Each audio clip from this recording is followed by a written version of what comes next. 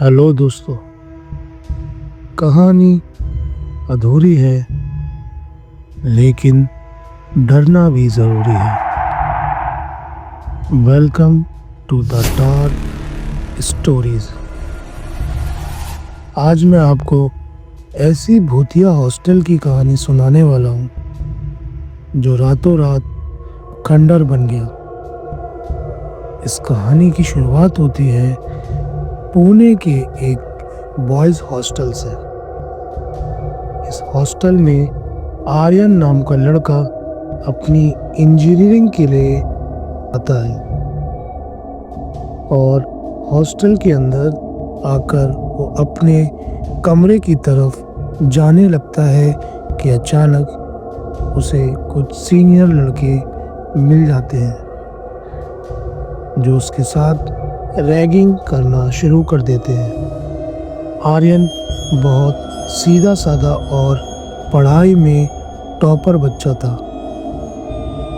वो रैगिंग से परेशान होकर अपने रूम की तरफ रोता हुआ चला आता है और जब वो अपने रूम में आया तो उसने देखा उसके रूम में चारों तरफ अंधेरा और अजीब सी बदबू आ रही थी,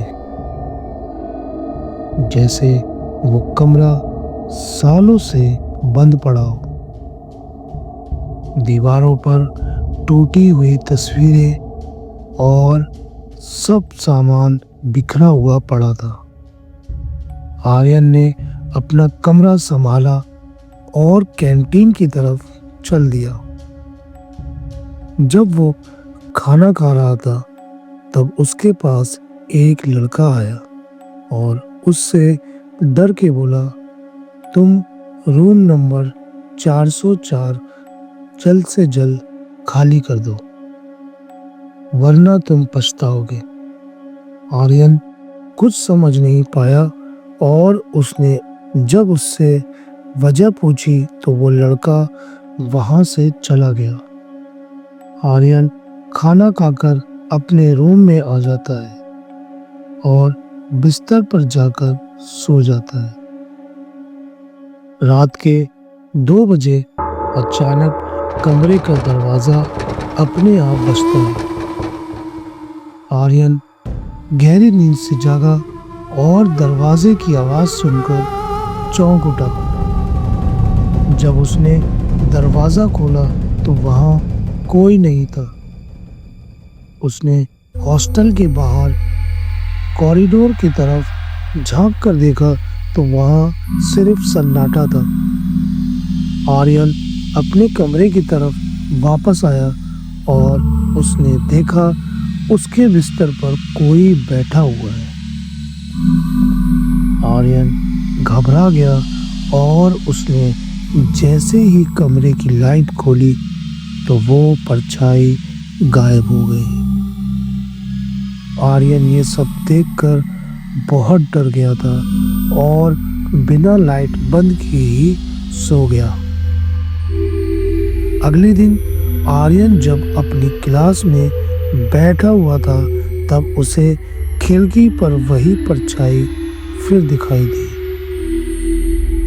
मानो जैसे अब वो परछाई उसका पीछा कर रही हो। आर्यन डर गया और क्लास से बाहर आकर हॉस्टल के गार्डन एरिया में जाकर अकेले बैठ गया। तभी वही कैंटीन वाला लड़का वहां से जा रहा था। आर्यन उसके पास गया और उससे पूछने लगा कि उस दिन तुमने मुझसे कमरा खाली करने को क्यों कहा था। तभी उस लड़के ने उसे सारी बात बताई।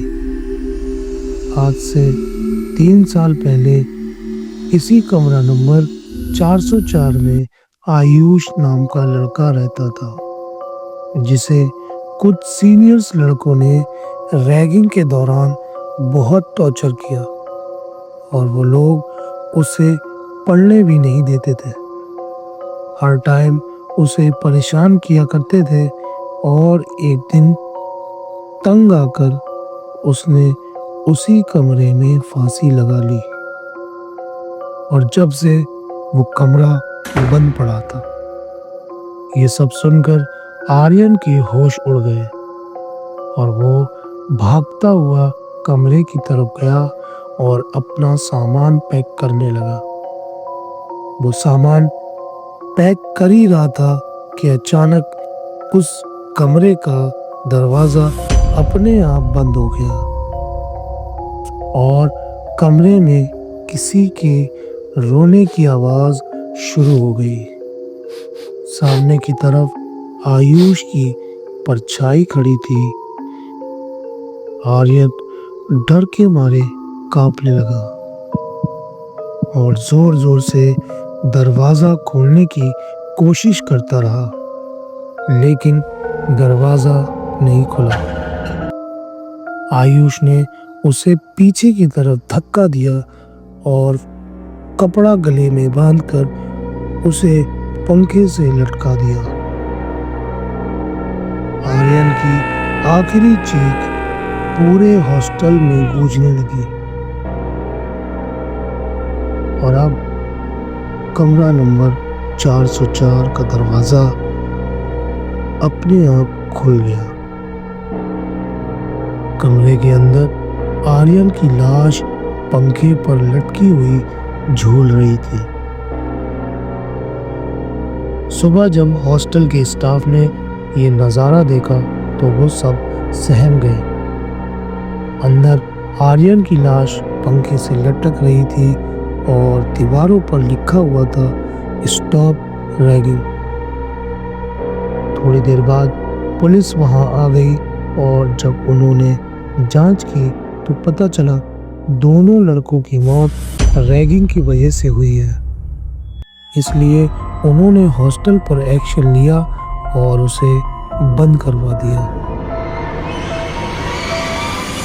कुछ साल बाद हॉस्टल का कमरा नंबर 404 का दरवाज़ा खुलता है और आयुष की आत्मा बाहर निकलती है।